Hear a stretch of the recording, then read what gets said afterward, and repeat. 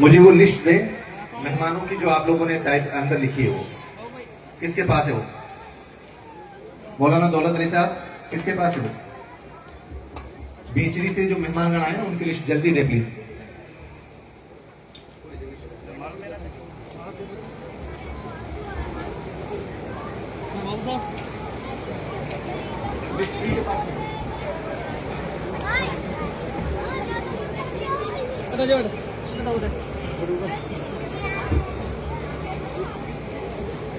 स्वागत की इस कड़ी को और आगे बढ़ाते हुए हमारे इस कार्यक्रम की शोभा बढ़ाने के लिए पधारे हैं असगर खां जी भींचरी से।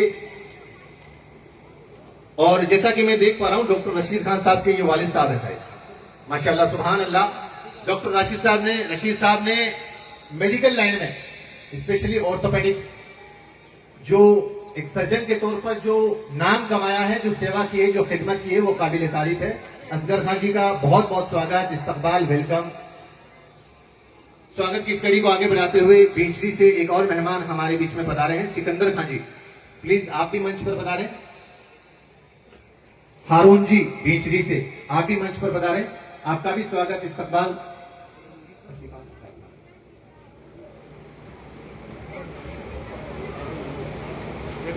नौला राम जी अध्यापक कटौती से,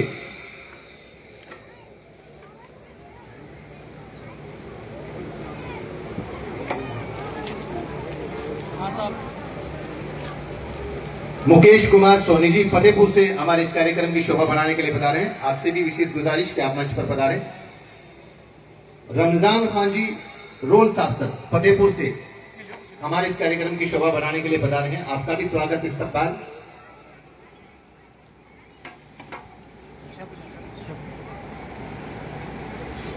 सुंदर सोनी जी फतेहपुर से हमारे इस कार्यक्रम की शोभा बनाने के लिए पधारे हैं, आपका भी दिल की गहराई से स्वागत, अभिनंदन।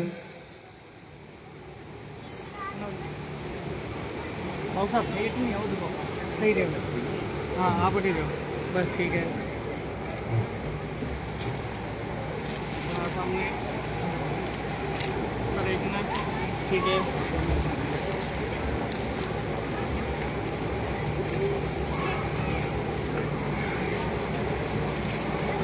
स्वागत की इस कड़ी को और आगे बढ़ाते हुए एक दो नाम और हैं मेहमानों के। अयूब शकील साहब फतेहपुर से पधारे हैं, आपसे भी विशेष गुजारिश कि आप मंच पर पधारें, अयूब शकील साहब। और स्वागत की इस कड़ी में आखिरी नाम सत्यपाल जी फौजी साहब झुंझुनू से। अगर माननीय मंत्री जी के साथ में भी कोई मेहमानगण हमारे बीच में पधारे हैं तो मैं उनसे विशेष निवेदन करूंगा कि उनका कोई कार्यकर्ता मुझे उनका नाम मेंशन जरूर कराएं, या किसी मानवीय भूल से किसी मेहमानगण का अगर हम नाम नहीं ले पाए हैं तो मैनेजमेंट ध्यान दे, उनका मान सम्मान होना बेहद जरूरी है। बाकी आप सब लोग, अब सभी लोग यहां से, ये जो सामने स्कूल बिल्डिंग के गेट के सामने, आप सब लोग सामने आ जाए प्लीज, आपसे विशेष गुजारिश। अब ये पंडाल खाली कर दे सामने वाला।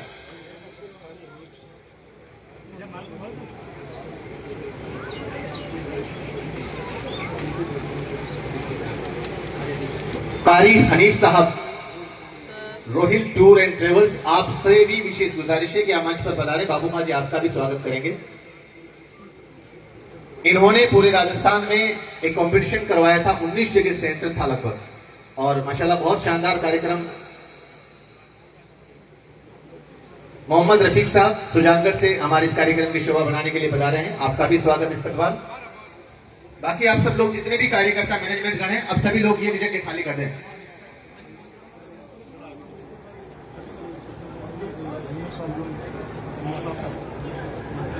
मौलाना हनीफ साहब एक ऐसी शख्सियत जो किसी परिचय का मोहताज नहीं है, आप हजरत से गुजारिश है कि आप भी मंच पर पधारें।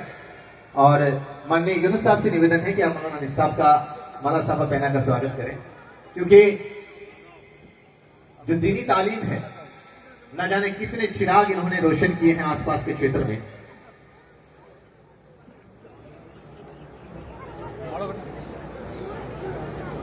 लारनू से हमारे शुभम जी रेवाड़ साहब के साथ में पधारे हैं समीर खान जी, आपसे गुजारिश कि आप मंच पर पधारें।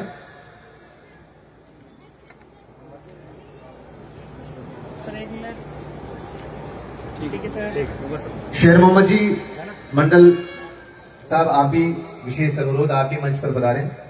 आपका भी स्वागत, इस्तकबाल।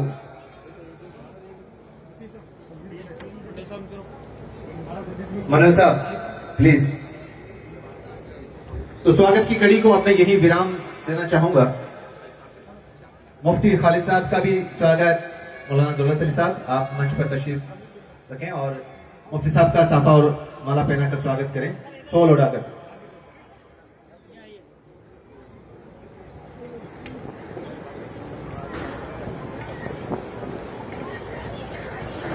चलिए अब थोड़ा सा मंच खाली करें, बाकी सब लोग आपसे गुजारिश है। अब मैं अगला कार्यक्रम चलाऊं उससे पहले आपसे विशेष अनुरोध है।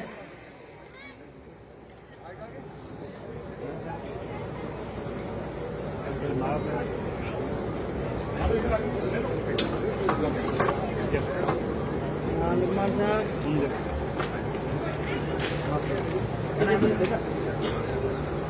ठीक है।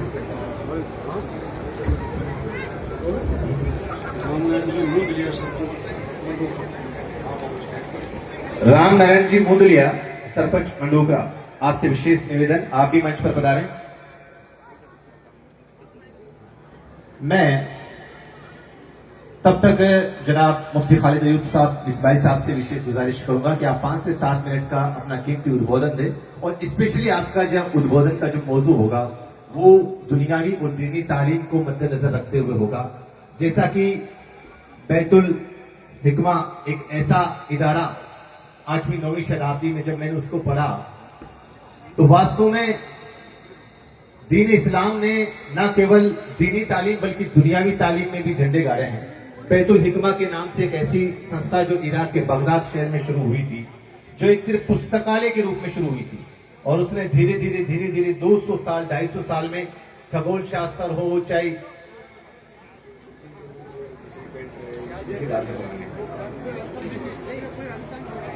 डॉक्टरी लाइन हो, मेडिकल लाइन हो, टेक्निकल लाइन हो, इस संस्थान ने बहुत से आविष्कार किए और लगभग 1200-1300 के ईस्वी के बीच में कुछ आक्रमणकारियों ने उस संस्था को ध्वस्त कर दिया था। और कहा जाता है कि दजला नदी के अंदर जब उसकी किताबों को फेंका गया तो कई महीनों तक उस नदी का पानी जो है काला हो गया था। तो उसी को मद्देनजर रखते हुए दीनी और दुनियावी तालीम का कंबाइंड रूप पेश करने के लिए मैं बुलाना दावत सुखन दूंगा जनाब मुफ्ती खालिद अयूब मिसबाई साहब। आपसे गुजारिश आप मंच पर आए और 5 से 7 मिनट तक अपने कीमती शब्दों से हमें नवाजें।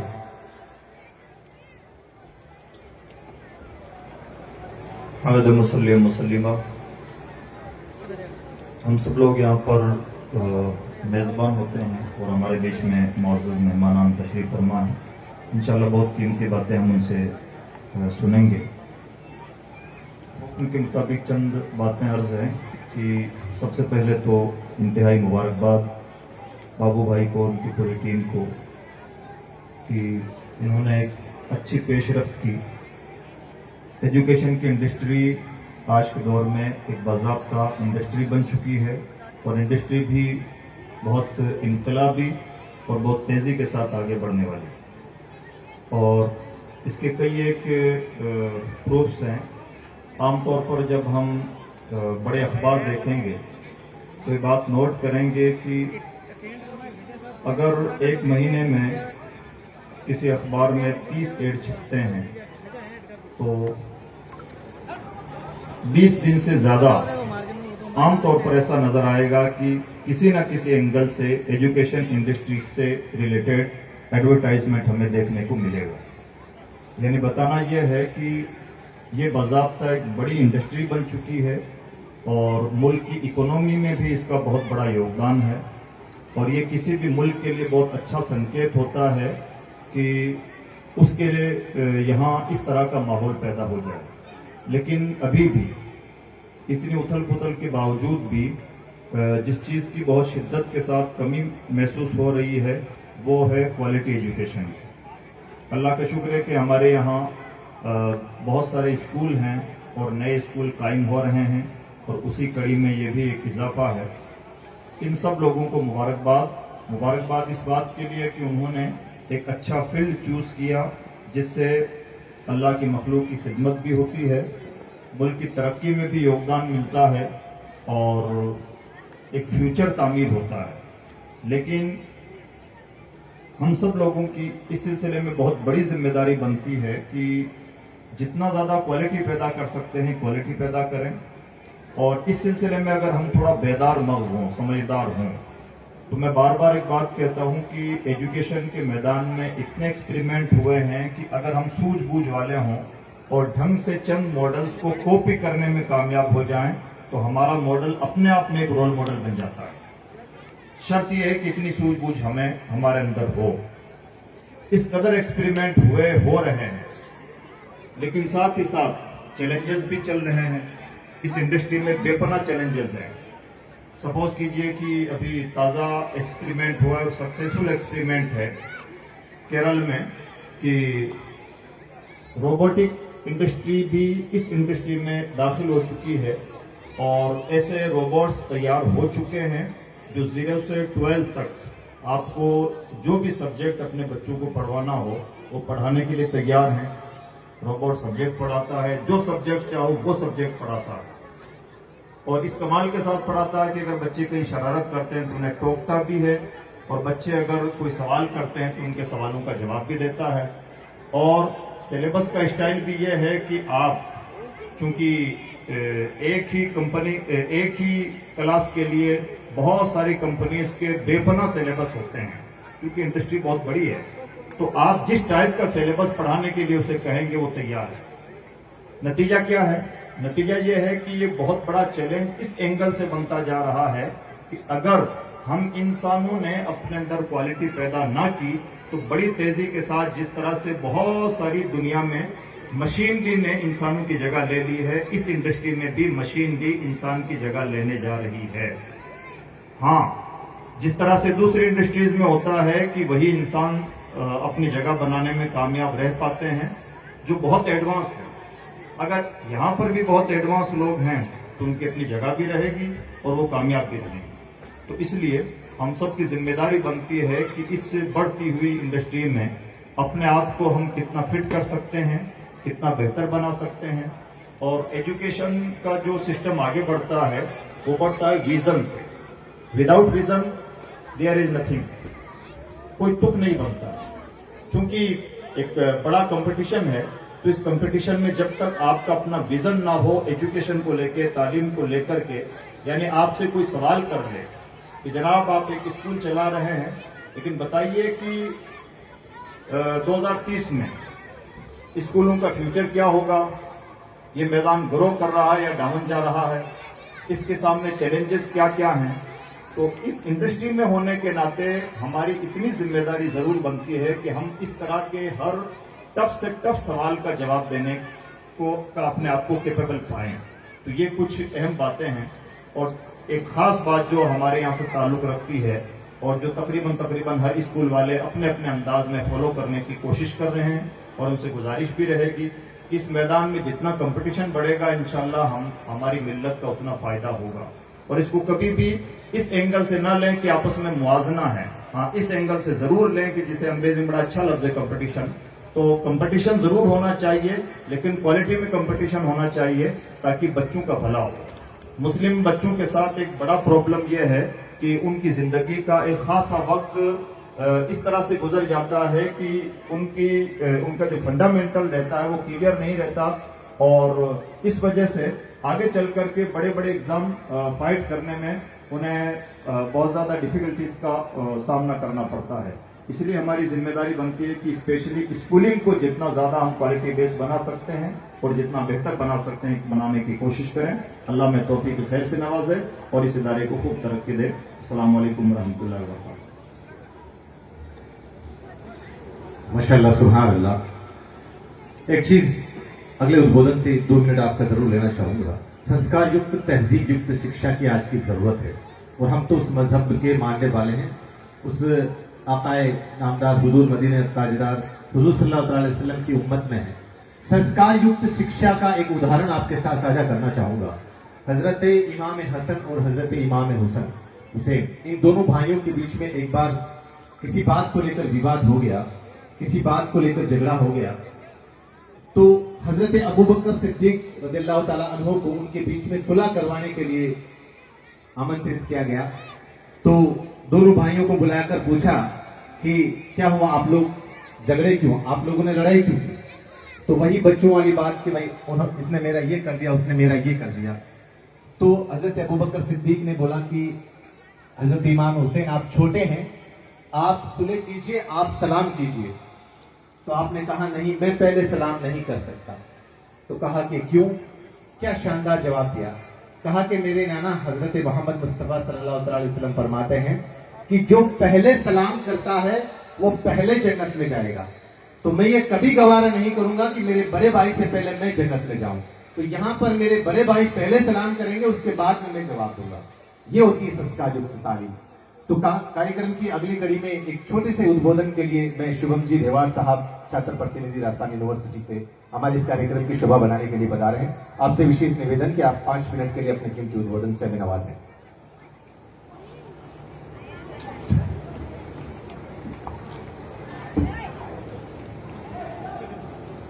शाम पहली तो आज हमारे लिए आ बड़े गर्व की बात है कि मन आज इस स्टेज पर खड़े हो रहे था, सब लोगों के सामने बोलबा को मौका मिले।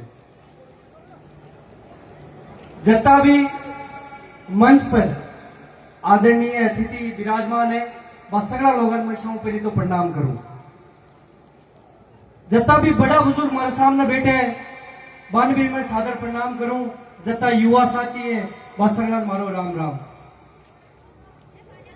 पहले का बड़ा बुजुर्ग कहता आया कि अगर परिवार में एक पीढ़ी ढंगू पढ़ ले तो 4 पीढ़ी को भविष्य सुधर जावे।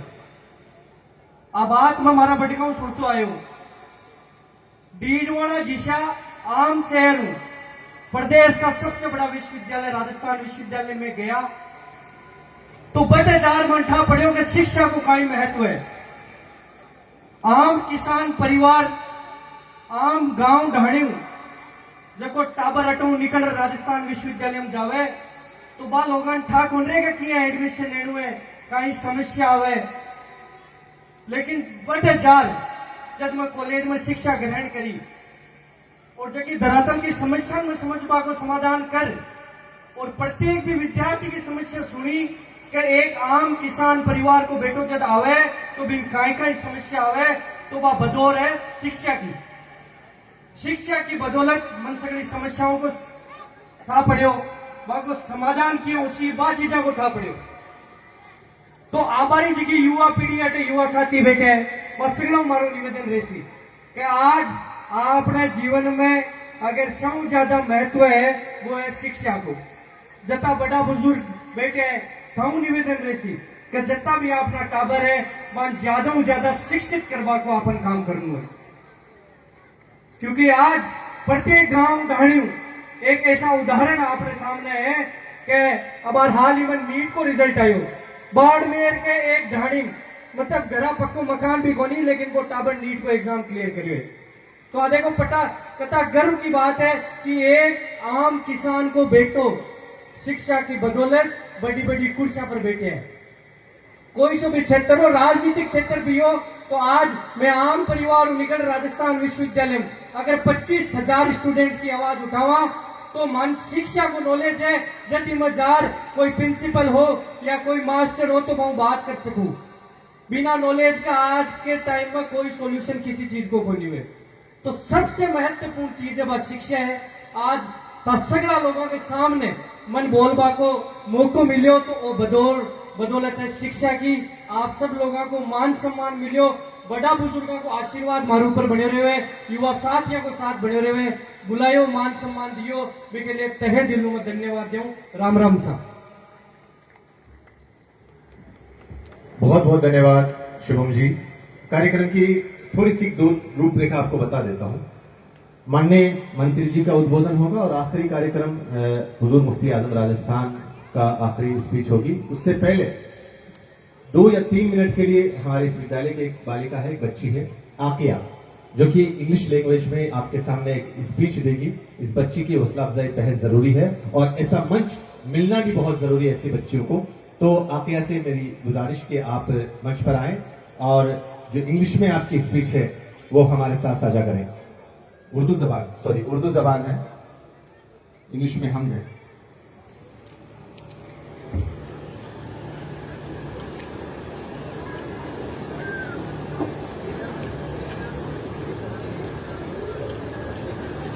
जनाब सदर, मोहतरम उस्ताद किराम और मेरे अजीजों साथियों, अस्सलाम वालेकुम रहमतुल्लाह।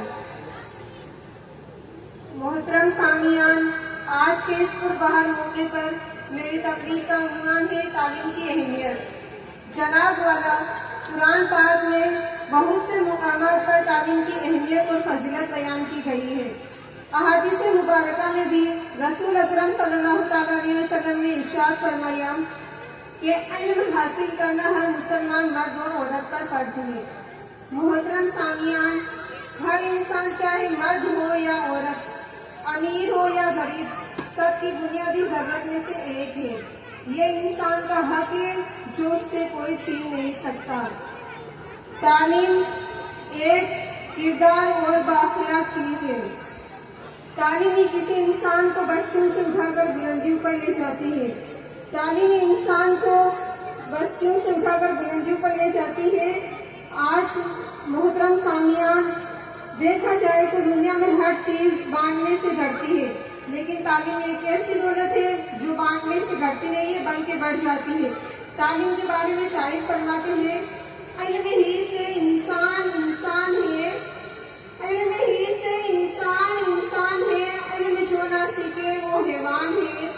हैरत है कि तालीम में तरक्की में है सोचे, हैरत है कि तालीम में तरक्की में है सोचे, जिस कौम का आगाज ही इकरार से हुआ था। मोहतरम सामियान, आज हमारा तालीम में बहुत तरक्की करता जा रहा है।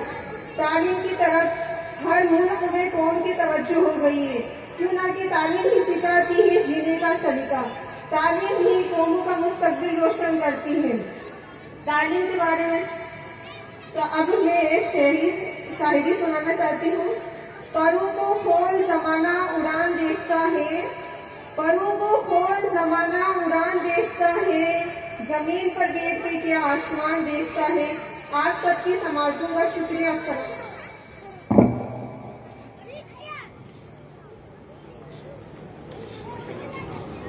माशाअल्लाह, सुभान अल्लाह, बहुत ही खूबसूरत अंदाज में इस प्यारी बच्ची ने हमारे सामने अपनी शानदार स्पीच साझा की।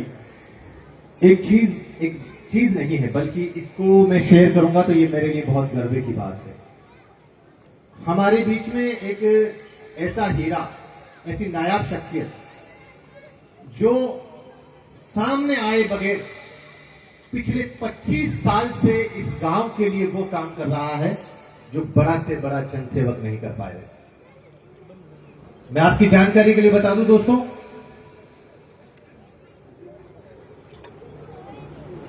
मैं आपके सामने इनकी जानकारी यही बताऊंगा कि इजाज मोहम्मद साहब एक ऐसा नाम जिन्होंने पिछले 25 साल से विदेश में रहकर अपने गांव और आसपास के जितने भी लोग थे, जहां पर इस बंदे की जरूरत पड़ी, इसने खुद की जॉब को अलग रखकर जिस कोने में विदेश में जरूरत पड़ी वहां पर यह बंदा पहुंचा है। किसी को जॉब नहीं मिली तो ये बंदा उसके लिए पहले खड़ा हुआ है। किसी को रहने के लिए जगह नहीं मिली तो ये बंदा उसके साथ खड़ा मिला है।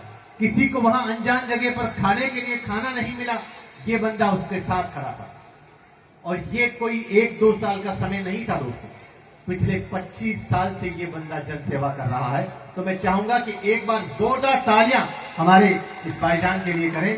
और मैं मंच पर विशेष गुजारिश, मैं मेहमानों से भी विशेष गुजारिश करूंगा कि हमारे इस भाईजान का, जनाब इजाज मोहम्मद साहब का आप माला और साबा पहना का स्वागत करें, क्योंकि ये काम हाजी मोहम्मद अली साहब, ठाकुर साहब आप ही बता रहे, और इजाज भाई जी का माला और साबा पहना का स्वागत करें, क्योंकि ये कोई एक काम नहीं है बल्कि एक मिशन था इस बंदे का, और जो कि पिछले 25 साल से ये बंदा निभा रहा है। विदेश के अंदर हर आदमी के लिए न जाने कितनों सैकड़ों संघर्ष होते हैं, कितनी परेशानियां होती है, लेकिन ये बंदा डटकर अपनी कौम के, अपने भाइयों के साथ में खड़ा है। जनाब इजाज जी आप मंच पर आ जाएं। मेहमानों से और मोहम्मद अली जी से भी निवेदन कि आप इजाज भाई जी का माला और सपा पहना कर स्वागत करें।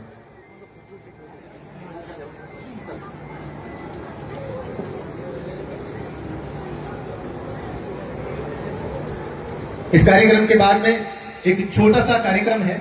आप ये जो पूरा बिल्डिंग स्ट्रक्चर देख रहे हैं, इसके अंदर किसी एक की मेहनत नहीं होती है, इसके अंदर सैकड़ों लोगों की मेहनत होती है, सैकड़ों इंजीनियर, ठेकेदार, सब की मेहनत होती है। हमारा एक छोटा सा 2 मिनट का कार्यक्रम है, इनकी हौसला अफजाई बेहद जरूरी है। मेरा जो मंच पर विराजमान मेहमान है, उनसे निवेदन है कि आप इन मेहमानों का गुलदस्ता या जो भी मोमेंट है देकर सम्मानित करें। गुलाम रसूल इंजीनियर आप मंच पर आ जाएं, याकूब अली इंजीनियर साहब, सुरेश जी ठेकेदार कुचामन सिटी, दीन मोहम्मद जी ठेकेदार डोंगरी, रफीक जी प्लम्बर, इमरान जी आफरीदी पेंटर, असगर अली पेंटर, अब्दुल मजीद इलेक्ट्रिशियन और उमर दराज मार्बल मिस्त्री। ये 5-6 बंदे जो है जल्द से जल्द मंच पर पधारें और मेहमानों से विशेष अनुरोध, आप मंत्री जी के हाथों से मोमेंटो प्राप्त करें।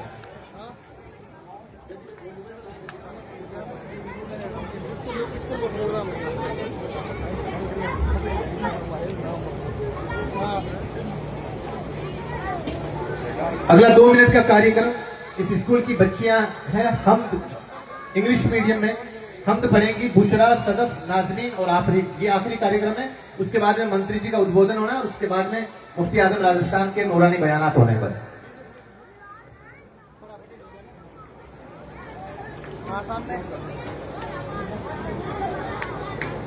चारों बच्चियां जल्दी से आ जाएं मंच पर मेरे पास में। इंग्लिश में हमद का बयान है, हमद पढ़ेंगी ये बच्चियां इंग्लिश में। इधर आ जाओ बेटा, इधर आ जाओ।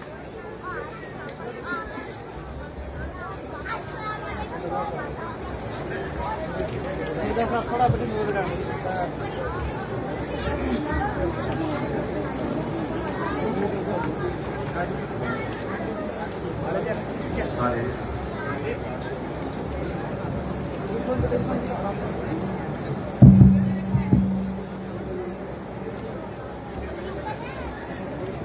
Assalamualaikum warahmatullahi wabarakatuh. Thanks to Allah for the moon and the stars, praising all day full bodies and workers. They called up your iman, don't give in to shaitan. Oh, you will you please do thanks to Allah. Allah is Ghafoor. Allah is Rahim. Allah is the one who loves them all. Allahu Ghafoor. Allahu Rahim. Allahu yuhibbul muhsinin. Wa khaliquna wa raziquna. Wa huwa ala kulli shay'in qadir. He is your creator. He is your sustainer, and He is the one who has power our own. Give thanks to Allah for the moon and the stars, praising only full what is and what was. They call up your iman, don't give in to shaitan. Oh, you will you please give thanks to Allah. Allah is Ghafoor. Allah is Rahim. Allah is the one who loves them all sinning. Allahu Ghafoor. Allahu Rahim. Allahu yuhibbul muhsinin. Wa khaliquna wa raziquna. Wa huwa ala kulli shay'in qadir.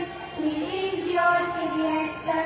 He is your sustainer, and He is the one who has power our own. Assalamu alaikum.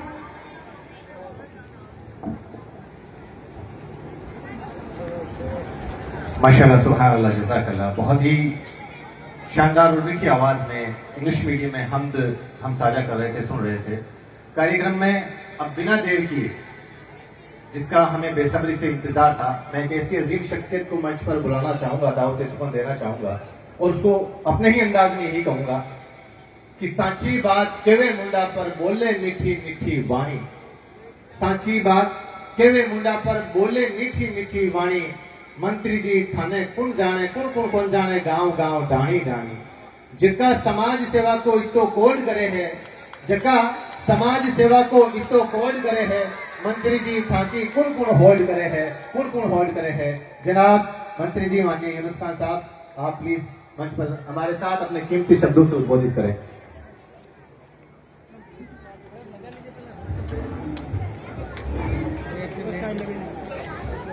अस्सलाम वालेकुम। आज के इस कार्यक्रम में हम सबको leader के रूप में, क्योंकि दीन का काम बहुत मजबूती के साथ कर रहे हैं हमारे मुफ्ती सैर मोहम्मद साहब, आपका इस सैरानी आबाद की धरती पर खैर मकदम है और अल्लाह से दुआ है कि आप इसी तरीके से इस कौम के लीडर के रूप में हिंदुस्तान में इस मजहब का काम करते रहें, यही हम सब लोगों की दुआ। यहाँ मौलाना हनीफ साहब जो फोटो से डरते हैं और स्टेज पे नहीं बैठते हैं, तो वो भी कहीं बैठे होंगे। वास्तव में जो काम मौलाना हनीफ साहब करते हैं, मैं सोचता हूँ वो काम हम लोग नहीं कर पाते हैं। मैं उनको भी सलाम करता हूँ, उनके काम को भी सलाम करता हूँ। और हमारे बीच में मीर सैयद मौलाना महमूद जमा साहब, मुफ्ती खालिद अयूब मिसवाई साहब, मौलाना यूनुस मिसवाई साहब और मौलाना साहिद साहब वासनी, दीन मोहम्मद साहब, मौलाना जान मोहम्मद साहब और अहमद अली उर्फ बाबू भाई जो इस स्कूल को खोलने वाले हैं। यहाँ के सरपंच शेर मोहम्मद जी जो बरसों से इस क्षेत्र के विकास के लिए लगे हुए हैं, हमारे पंचायत समिति प्रतिनिधि दूसरे शेर मोहम्मद और हमारे पुराने सरपंच के प्रतिनिधि हुसैन भाई और इस स्टेज पर तस्वीर रखे हुए असगर खान साहब, सम्मानित सारे, क्योंकि बहुत सारे उलेमा बैठे हैं और हमारा एक नौजवान शुभम रेवाड़ जो हमारे बीच में है और उपस्थित सभी गांव के बुजुर्गों, नौजवान साथियों, आए हुए अतिथियों और मेरे प्यारे भाई और बहनों और प्यारे बच्चों, मैं सबसे पहले मुबारकबाद पेश करता हूं इस बात की कि हमारे प्यारे नबी मोहम्मद मुस्तफ़ा सल्लल्लाहु अलैहि वसल्लम के पास कुरान के रूप में जो सबसे पहली आयत आई वो थी इकरा बिस्म रब्बिकल लज़ी खलक, यानी इकरा का मतलब अल्लाह का नाम लेकर के पढ़ो। तो उस काम को करने के लिए आज इस स्कूल को खोला गया है। इसमें दीन और दुनिया दोनों की तालीम दी जाएगी। उसके लिए मैं मुबारकबाद देता हूँ, बधाई देता हूँ और अल्लाह से दुआ करता हूँ कि ये आपका स्कूल इंशाअल्लाह कामयाब हो। ये हम सब लोगों की दुआएं। यहाँ बहुत सारे और लोग बैठे हैं, इधर खाटू के राम किशोर जी पूरी टीम आई हुई है, उनका भी और इन सब साथियों का भी। आज क्योंकि मुफ्ती साहब को हम सुनना चाहते हैं और सुनते रहते भी हैं, और जब मैंने पूछा कि कौन आएंगे तो कहा मुफ्ती साहब शेर मोहम्मद साहब आएंगे। तो मैंने कहा शेर मोहम्मद साहब आएंगे तो फिर सब आगे, तो हम तो अब जो है आज इस कार्यक्रम में आपको हजरत सुनना चाहते हैं। मैं ज्यादा लंबी बात नहीं करके आज के दिन ये कहना चाहूंगा कि ये सैरानी आबाद जो है, ये सैरानी आबाद जब हम बांगड़ कॉलेज के स्टूडेंट थे 1980 में एडमिशन लिया, आज के लगभग 25 वर्ष पहले, जब 45 वर्ष हो गए 1980 में 20 वो और 25 ये 45 साल हो गए। मैंने रामनारायण जी ने जो ही मैंने 25 बोला, 25 मुझे यहाँ राजनीति में भी 27 साल हो गए, तो मैं 25 का आंकड़ा पीछे छूट गया है। 45 साल पहले जब हम सुनते थे कि ये सैरानियों की ढाणी है और सैरानियों की ढाणियां बहुत सारी हैं, और आज वो 45 साल के बाद जब इस सैरानी आबाद में आज जब हम खड़े हैं, तो ये सैरानी आबाद इस निधोना विधानसभा क्षेत्र का ही नहीं, हिंदुस्तान का विभिन्न पंचायतों का सिरमौर जो पंचायतें हैं उसमें से एक पंचायत बन करके सबसे आगे उभर करके आया है, उसका नाम है सेरानी आबाद।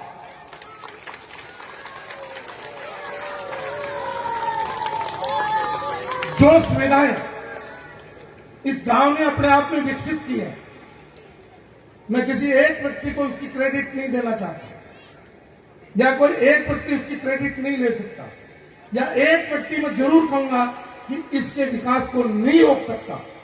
ये इस सेरानी आबाद के सामूहिक नेतृत्व और सामूहिक भाईचारे का नतीजा है कि आज सेरानी आबाद उभर करके अपने आप को पूरे हिंदुस्तान के लिए नजीर बन के आया है।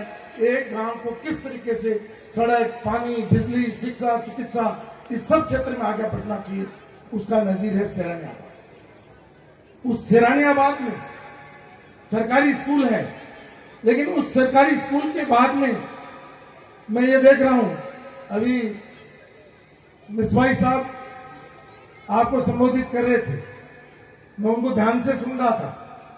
एक जमाना आएगा जाओ सोच, मिसवाई साहब आप जो सोच रख रहे हो उस सोच का लेवल का ये सेरानी आबाद इंशाल्लाह बन जाएगा, क्योंकि इस सेरानी आबाद के लोगों में जज्बा है, सेरानी आबाद के लोगों में आगे बढ़ने का मतलब हिम्मत और इच्छा है।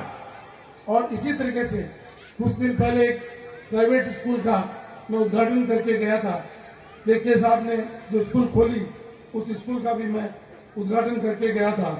तो वो स्कूल भी मैंने पूछा कैसी चल रही है, तो उन्होंने कहा कि वो सूफी किड्स एजुकेशन भी अच्छी चल रही है, मिसवाई साहब की भी अच्छी चल रही है, और आज सेरानी एजुकेशन एकेडमी जिसका आज मुफ्ती साहब और हमारे उलमाओं के हाथ से आज उद्घाटन हुआ, शुरुआत हुई है, इंशाअल्लाह ये भी एक दिन आएगा कि इनका जो जज्बा है कि मुझे अगर धंधा करना होता तो मैं बाहर जाकर के करता, मुझे इस गांव में मेरे बच्चों को तालीम देकर के इस गांव को आगे बढ़ाना है, इसकी उन्नति और प्रगति में मेरा योगदान देना है।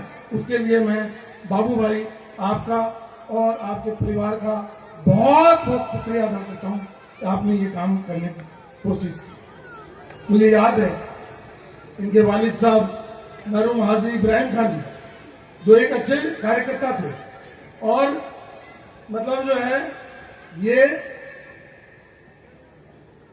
जिस तरीके से काम करते थे, तो मेरे को जब कहा कि ये इब्राहिम साहब के साथ जाते हैं, तो मैंने ये मेरे साथ मेरे पास नहीं आए, मेरे तो टेलीफोन पर ही मैंने यस करी कि ठीक है इंशाल्लाह मैं आऊंगा, क्योंकि मैं राजनीति में हूं और राजनीति में भी बहुत सारे लोग हमें मोबिलाइज करते हैं, और उन्हीं में से इनकी माँ है हसन शरीफ है।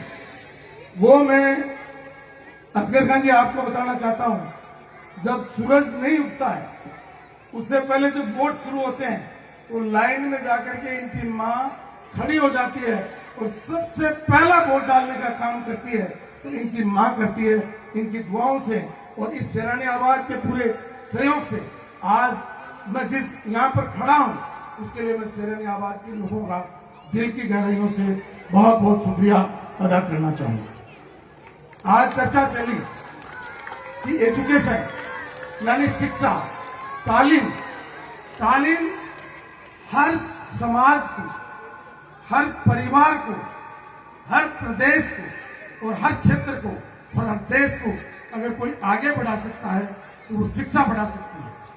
आज हम देख रहे हैं कि हमारी मजहब की पाबंदियों की वजह से यहाँ महिलाएं नहीं है, लेकिन मैं एक सुझाव जरूर दूंगा कि आप पर्दा रखिए, बगल में आपके पास जगह है उसमें आप उनको भी बुलाइए, जिससे क्या होगा हमारे मुफ्ती साहब का जब बात आएगी तो ये दीन और दुनिया दोनों की बात करेंगे, तो वो हमारी बहनें भी सुनने के लिए बैठेंगी। तो मुझे जो मैंने कहा तो मुझे इशारा हुआ है कि इंशाअल्लाह माशाअल्लाह इधर साइड में बैठी है, तो ये काम आपने बहुत बेहतरीन किया है, उसके लिए भी मैं आपको मुबारकबाद देना चाहूंगा, बधाई देना चाहूंगा। मैं ज्यादा लंबी बात नहीं करूंगा, मैं ये कहूंगा कि आप ये जो बच्चियां बैठी हैं इन बच्चियों को आप तालीम दे रहे हैं, तो कहते हैं कि बच्चे एक पानी का नमूना होता है, अगर पानी को हम अगर तस्तरी में डालेंगे वो तस्तरी का स्वरूप ले लेगी, अगर गिलास में डालेंगे वो गिलास का स्वरूप ले लेगी, थाली में डालेंगे तो थाली का ले लेगी, उसको गर्म करेंगे तो भाप करके उठ जाएगा, उसको फ्रिज में रखेंगे तो बर्फ बन जाएगा, और जब उसको गर्मी मिलेगी तो वापिस पिघल जाएगा, और जब नदी और नाले के रूप में जाता है तो उसके सामने चाहे पहाड़ आए, चाहे पर्वत आए, चाहे टीले आए, उनको काट करके अपना रास्ता निकाल देता है। इसका मतलब यह हुआ कि पानी हमेशा परिस्थितियों के अनुसार अपना स्वरूप बदल लेता है। उसी तरीके से ये बचपन है, और इस बचपन में जो हम तालीम इन बच्चों को देंगे, जिस तरीके के संस्कार इन बच्चों को सिखाएंगे, जिस तरीके का रास्ता इन बच्चों को दिखाएंगे, माशाअल्लाह उसी तरीके के रास्ते पर ये बच्चे निकल पड़ेंगे। तो मैं यहाँ के प्रबंधन को एक बात जरूर कहूंगा, यहाँ जो हमारे टीचर्स हैं उनको भी एक बात जरूर कहूंगा कि आप इन बच्चों को ऐसी शिक्षा और संस्कार दें जिससे ये बच्चे पढ़ लिख करके आगे की पीढ़ी को सुधार सकें। और अगर हमने बेटी को शिक्षा दे दी, तो बेटी को अगर हमने शिक्षा दे दी तो ये मान के चलिए कि बेटी जब पढ़ी लिखी है और वो आगे जाकर के जब माँ बनेगी तो अपने होने वाले बच्चे की प्राथमिक विद्यालय अगर कोई है तो उसकी माँ होती है।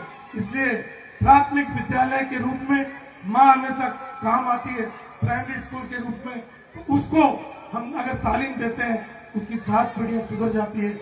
इसलिए मजहब के दायरे में रहते हुए हम इन बच्चियों को तालीम दें और आगे बढ़ाएं। ऐसे नहीं कि हम मजहब का दायरा भी तोड़ दें और इन बच्चियों को पढ़ाएं भी नहीं। हम मजहब के दायरे को भी मजबूती के साथ पकड़े रहें और इन बच्चियों की शिक्षा को भी विशेष रूप से ध्यान दें। ये मैं आपके आज के दिन गुजारिश करना चाहता हूँ। मैं हमारे जो अतिथि आए हैं इनको भी कहूंगा और गांव वालों को भी कहूंगा, ये गांव आपका है। इस गांव में स्कूल बन गया, इस गांव में खेल का मैदान बन गया, इस गांव में पानी की टंकियां आ गई, इस गांव में अस्पताल पीएचसी से सीएचसी बन गया। लेकिन अगर हम जागरूक रहेंगे तो ये सारी सुविधाएं हमारे लिए उपयोगी होगी। इस गांव में मैं सरपंच साहब, शेर मोहम्मद साहब बैठे हैं, मेरे सामने एक शेर मोहम्मद जो पंचायत समिति सदस्य के प्रतिनिधि के रूप में बैठे हैं, पूर्व सरपंच के प्रतिनिधि के रूप में हुसैन बैठे हैं, बहुत सारे हमारे साथी जो हमारे साथ रात दिन कार्यकर्ता करते हैं, काम करते हैं, उनका और सबका नाम मैं लेऊंगा तो बहुत लंबी लिस्ट हो जाएगी। मैं ये कहना चाहता हूं, आओ हम सब मिलकर के इस गांव में सफाई का अभियान शुरू करें, जिससे गांव की सूरत बदले, शक्ल बदले, और जब बाहर से कोई मेहमान आए उसको ये लगे हमारा गांव साफ सुथरा है। तो मैं खाटू वालों को भी कहूंगा कि पिछले कार्यकाल में अपन ने खाटू में सड़क बनाने का, पानी लाने का, अस्पताल लाने का सारे काम बहुत अच्छे किए थे, और उसी का नतीजा है कि खाटू आज धीरे धीरे एक शहर के रूप में विकसित हो रहा है और नगर पालिका वहां बनी है। तो ये धीरे धीरे सेनानी आवाज हिंदुस्तान के लिए जो नजीर बनता जा रहा है, एक दिन आकर के अव्वल स्थान पर कैसे आए, ये संकल्प लेकर के हम सब लोग जाएं। ये इस कार्यकाल में मैं ये कहूंगा कि आपके यहाँ शेर मोहम्मद साहब अब पहले यहाँ पीएससी थी और यहाँ सीएससी बन गई। एक बहुत जोरदार बात जो मैं सबको शेयर करना चाहूंगा, इस गांव में, जिस गांव को लोग पिछड़ा हुआ गांव बोलते थे, कितनी शिक्षा आई है। ये मेरे हाथ में जो पन्ना है उसमें लगभग 40 डॉक्टर का नाम है। कितने? 40 डॉक्टर। और जब हम लिस्ट बना रहे थे अभी बैठे बैठे तो पता चला कि 5 लोगों के नाम और छूट गए, और उन्होंने कहा कि सबका बनाएंगे तो इंशाअल्लाह ये 50 की लिस्ट है। रामनारायण जी, सोन जी, 50 लोगों ने, जोशी जी, इस ढाणी में डॉक्टर बन गए, डॉक्टर। तो इस ढाणी ने पूरे राजस्थान में नजीर पेश किए। मैं सोचता हूं कि 50 डॉक्टर का गांव मेरी नजर में तो कोई भी नहीं है जिसमें एक साथ 50 डॉक्टर बनकर के आज सेवाएं दे रहे हैं। और अभी सुलेमान सेनानी जी जो मेरे पीछे खड़े थे, इनका बेटा भी डॉक्टर बन गया। मैंने डॉक्टर साहब को कहा, जो हमारे डॉक्टर साहब हैं, उनको कहा कि आप लिस्ट बनाओ, तो मेरे को कहने लगे साहब जल्दबाजी में 40 की बनी, 5 मेरे को बढ़ाते बढ़ाते याद आ गए और 5 छूट गए। यानी 50 डॉक्टर जिस गांव में हो उस गांव को पिछड़ा नहीं कहा जा सकता, उस गांव को अपन अग्रणी गांव कहेंगे। और मैं एक अपील करूंगा, आप मुझे चाहे पसंद करते हो या मेरी विचारधारा से विचार नहीं मिलते हो आपको, लेकिन ये सैलानियाबाद हमारा है और इस सैलानियाबाद को हिंदुस्तान के नक्शे पर लाना है। तो इसके लिए हम सबको पार्टी पॉलिटिक्स और उसके साथ साथ मतलब आपसी भाईचारा बना करके और सद्भाव और समन्वय बना करके इसको कैसे आगे ला सकते हैं। और ये 6 काम आपके गांव में, एक तो अटल प्रगति पत्र अभी 2 करोड़ रुपए का आया है। मैं गांव को बधाई देना चाहूंगा कि इस पूरे विधानसभा में इस एकमात्र सैलानियाबाद में 2 करोड़ रुपए का अटल पत्र आपके गांव में आया है। दूसरा, जो जब वसुंधरा राजे जी यहाँ आई थी उन्होंने पीएससी को सीएससी किया था, वापिस आते ही 6 करोड़ और 38 लाख रुपए नई हॉस्पिटल के लिए स्वीकृत हुए लगभग 9 महीने हो गए।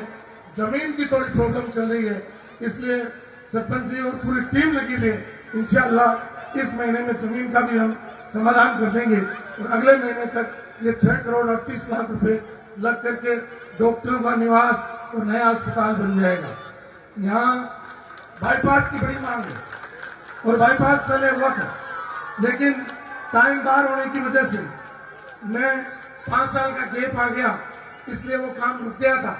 लेकिन माशाअल्लाह ये बाईपास अब के जो प्लान में है भारत सरकार के 2025-26 के, उसमें स्वीकृत हो गया है। उसके लिए मैं गांव के लोगों को बधाई देना चाहता हूं। पिछली बार हमने घोषणा कर रहे थे, इसकी कोशिश कर रहे थे, लेकिन वो कोशिश हमारी कामयाब हो गई। और उसके बाद में यहाँ इस बार एमएलए बनने के बाद पहले साल में इस गांव में एमएलए लेट से 35 लाख रुपए दिए और इंशाअल्लाह इतने पैसे इस साल और दे देंगे गांव वालों के साथ बैठ करके। एक इस गांव में ई लाइब्रेरी बनी, उस ई लाइब्रेरी में भी मैं कहूंगा सरपंच साहब और आपकी पूरी टीम को, सब नौजवानों को, कि आप युवा आगे आकर के इस गांव को आगे कैसे बढ़ाएं, बजाय कि व्हाट्सएप से न तो किसी गांव का भला हुआ है, व्हाट्सएप से न किसी कौम का भला हुआ है, और व्हाट्सएप से मतलब उन्नति और प्रगति नहीं होती है। व्हाट्सएप के जरिए हम किसी की बुराई कर सकते हैं, व्हाट्सएप के जरिए हम किसी की टांग खींच सकते हैं, लेकिन व्हाट्सएप से हम हमारे गांव की उन्नति और प्रगति नहीं कर सकते। इसलिए हम कितनी बार सब पार्टी का दायरा छोड़ करके कितनी बार इस गांव के लिए नौजवान बैठे, आज तक नहीं बैठे। इसलिए सब तबके के लोग, चारों मोहल्लों के लोग मिलकर के इस गांव के लिए काम करें। इस गांव में एक जो कम्युनिटी हॉल बना हुआ है उसकी भी दशा दिशा और सुधारें, उसके लिए काम करें। इसी के साथ एक बार पुणे बाबू भाई, मैं सैलानी एजुकेशन एकेडमी के जो आपके कारीगर थे, उन कारीगरों ने भी बहुत अच्छा काम किया। हमने उद्घाटन के बाद स्कूल देखा, आपने शानदार स्कूल बनाया है, और जो जज्बा आपका है इसमें कमाओ या नहीं कमाओ, लेकिन एक चीज इस दुनिया से जाने से पहले कमा करके जाना, वो है हमारा दीन। और दुनिया के साथ में इस दीन में कामयाब हो और उसके साथ साथ दुनिया में कामयाब हो। उन्हीं दुआओं के साथ जो इसमें टीचर्स हैं उनसे भी मैं गुजारिश करूंगा कि इन बच्चों में अच्छी शिक्षा और अच्छे संस्कार डालें। और अभी 3-4 दिन पहले हिंदुस्तान में एक बड़ा हादसा हुआ और अहमदाबाद में एक प्लेन क्रैश हुआ, उसमें सब धर्म और जाति के लोग मरे। उनके लिए भी हम सब लोग मिलकर के दुआ करें। हम उन सब परिवारों के साथ हैं जिन परिवारों के कोई परिवारजन चला गया। हम इससे पहले पहलगांव में आतंकवादियों के द्वारा हमारे हिंदू भाई 26 हिंदू भाइयों को कत्लेआम कर दिया गया था, उन परिवारों के साथ भी हमारी संवेदनाएं हैं और हम ये चाहते हैं कि उनके परिवारों को भी न्याय मिले। इस हिंदुस्तान में, ये हिंदुस्तान सब मजहबों का देश है, ये हिंदुस्तान सब जातियों का देश है और ये हिंदुस्तान गंगा जमुनी तहजीब का देश है। आओ हम सब मिलकर के इस हिंदुस्तान की बहबूदी के लिए काम करें। भाईचारे के साथ हमारे क्षेत्र के लिए विकास करें और सब कंधे से कंधा मिला करके काम करें। जब चुनाव आए तो आप अपने राजनीतिक दल को वोट दीजिए, जिसको कैंडिडेट को आप पसंद करते हैं उसके साथ पूरी ताकत से लगिए, लेकिन जब चुनाव चले जाएं तो हम सबको मिल करके हमारे क्षेत्र के विकास के लिए काम करना चाहिए। एक बार पुनः आप सबको लिए मैं शुक्रिया अदा करना चाहूंगा।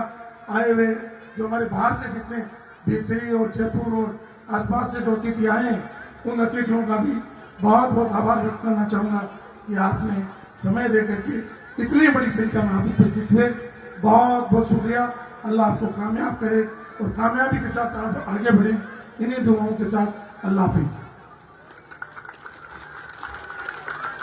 बहुत बहुत धन्यवाद, बहुत बहुत शुक्रिया माननीय मंत्री जी का। शानदार और जानदार नसीहत आमेज एक गार्जियन, एक बड़े भाई, एक जन सेवक के रूप में भाईचारा और एजुकेशन सबको साथ लेकर किस तरीके से इस गांव को आगे ले जाना है, बहुत ही जिम्मेदारी से आप सब लोगों से आह्वान किया है। हमें पूरे यकीन के साथ, पूरे भरोसे के साथ मंत्री जी को भी ये भरोसा दिलाना है कि उसी ताकत के साथ, उससे दुगनी ताकत के साथ एजुकेशन में भाईचारे के साथ शरानियाबाद को प्रदेश और देश लेवल पर आगे लाएंगे। आखिरी उद्बोधन जिस रूहानी और नूरानी शख्सियत का मैं करवाऊं, उससे पहले मुझ नाचीज की शायद नाचीज के पास ऐसी कोई शब्द नहीं है जिनके बारे में, क्योंकि जिस नूरानी और रूहानी शख्सियत की मौजूदगी से ही इस पूरी महफिल में नूर इलाही बरस रहा है। आपके बारे में इतना कहूंगा कि हजरत आपके इल्म और आपके तजुर्बे ने सैकड़ों और हजारों की तादाद में लोगों के दिलों को कुरान और सुन्नतों की रोशनी से रोशन किया है। और आपके इन कदमों की बरकतों से ये जो संस्थान है ये अपनी ऊंचाइयों को छुएगा और अखलाक और इल्म का मरकज बनेगा। हुजूर के नूरानी और रूहानी बयानात हो, उससे पहले हुजूर की आमद के लिए मैं नाराए तकबीर का नारा जरूर लगाऊंगा। तो नाराए तकबीर, नाराए तकबीर, नाराए रिसालत, नाराए रिसालत। हुजूर मुफ्ती आजम राजस्थान, हुजूर मुफ्ती आजम राजस्थान।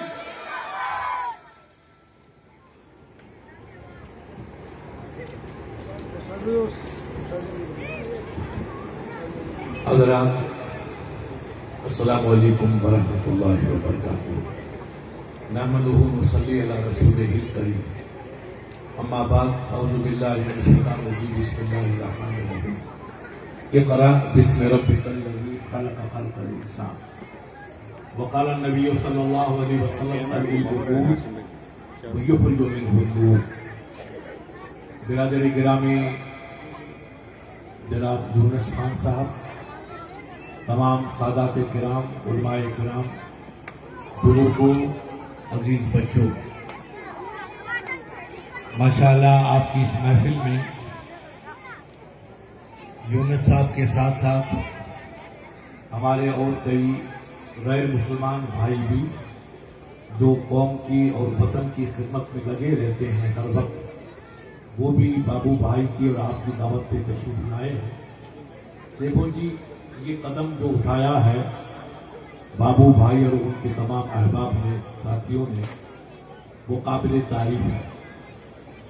मेरे अजीज मौलाना मिसबाई साहब ने और मंत्री साहब ने तालीम की अहमियत के बारे में आपके सामने बहुत अहम किस्म के निकात रखे हैं कि इंसान की कामयाबी तालीम के साथ है। और तालीम के बारे में रसूल अल्लाह ने फरमाया था, अल इल्मु नूर युखरिजु मिनहु नूर। इल्म सरासर रोशनी है और इल्म से जो निकलता है वो नूर ही निकलता है। आप देखें कि इल्म की बरकतों से इंसानों ने कहां तक रसाई हासिल कर रखी है। इसलिए इल्म के ताल्लुक से मंत्री जी ने, मौलाना मिसबाही ने और हमारे अजीजों ने आपको जो रोशनी और जो पैगाम दिया उस पर हमें अमल करना है। और यूनुस साहब की खिदमत काबिल तारीफ है। मेरे बरकत साहब से भी ताल्लुकात थे, जो राजस्थान के चीफ मिनिस्टर थे। उनके एक सेक्रेटरी थे यासीन साहब, शायद हमारे असगर भाई को मालूम हो, वो कायम खानी थे, मैं भूल गया। सन 77 में जब कोई मसला हुआ, हम दिल्ली गए, जयपुर गए, तो शेखावत जी चीफ मिनिस्टर थे और एक होम मिनिस्टर साहब अपने गंगानगर के थे, उनसे कोई हमारा मसला था। उस बीच में यूनुस यासीन साहब से मुलाकात हुई। महबूब अपने बीकानेर के मंत्री थे, वो बीजेपी में थे और मंत्री बन गए थे शेखावत की कैबिनेट में। उनके वहां मुझे यूनुस यासीन साहब से मुलाकात हुई। तो यासीन साहब ने कहा साहब मंत्री तो मैंने बरकत साहब को भी देखा और उसके बाद छोटे मोटे और मंत्री आए उनको भी देखा, मगर जो खूबी मैंने नवाब अमीनुद्दीन में देखी वो खूबी और नहीं देखी। तो मेरे साथ और कई अब्दुल हादी साहब वगैरह थे, ये आपके मकराने के अब्दुल अजीज साहब भी थे। पूछा यासीन साहब नवाब अमीनुद्दीन साहब में क्या खूबी थी? तो अमीनुद्दीन साहब ये नवाब दुरू मियां के वालिद थे, बुजुर्ग थे, हिमाचल प्रदेश के गवर्नर रहे, पंजाब के भी गवर्नर रहे और फखरुद्दीन अली अहमद जो अपने इंडिया के राष्ट्रपति थे उनके वो भांजे होते थे या उनके बहनोई के ये भांजे हैं, मगर उनका रिश्ता फखरुद्दीन अली अहमद साहब से था जो हमारे हिंदुस्तान के राष्ट्रपति थे। उन्होंने कहा साहब जहां अलवर के पास कोई पुल बन रहा था, उस पुल के इफ्तिताह का मौका आया तो नेहरू साहब को बुलाया गया 61-62 के मौके। सुखाड़िया साहब यहाँ चीफ मिनिस्टर थे राजस्थान के, नवाब अमीनुद्दीन साहब PW के मिनिस्टर थे। तो मैंने बरकत साहब से लेकर बाद में आने वाले करीब करीब सब मुस्लिम मंत्रियों से राब्ता रहा गया, ताल्लुकात हुए। उसके बाद यूनुस साहब अपने आखिरी मंत्री हैं। जो खूबी नवाब दुरू मियां में थी वही खूबी मुझे यूनुस साहब में नजर आई।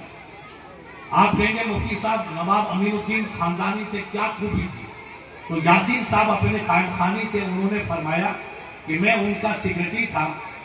तो मुझे कहा कि यासीन साहब अगर कोई और चीज को भूल जाएगा तो फिक्र मत करना, मैं जबानी ऑर्डर निकाल दूंगा, मगर एक वुजू करने का मिट्टी का पानी का लोटा और नमाज पढ़ने का मुसल्ला ये कभी न भूलिएगा। नेहरू साहब की आमद हुई, सुखाड़िया चीफ मिनिस्टर जिनका दिमाग अर्ज के मोहल्ला पे अलवर के पास कोई इफ्तिताह करना था पुल का, वहां गए। नवाब साहब उस जमाने में PW के मंत्री थे, तो जब इसका पुल का शुरुआत करनी थी तो मौजूदा मंत्री का रहना जरूरी होता है और उनसे नेहरू साहब के जाती ताल्लुकात भी थे, खानदानी आदमी थे।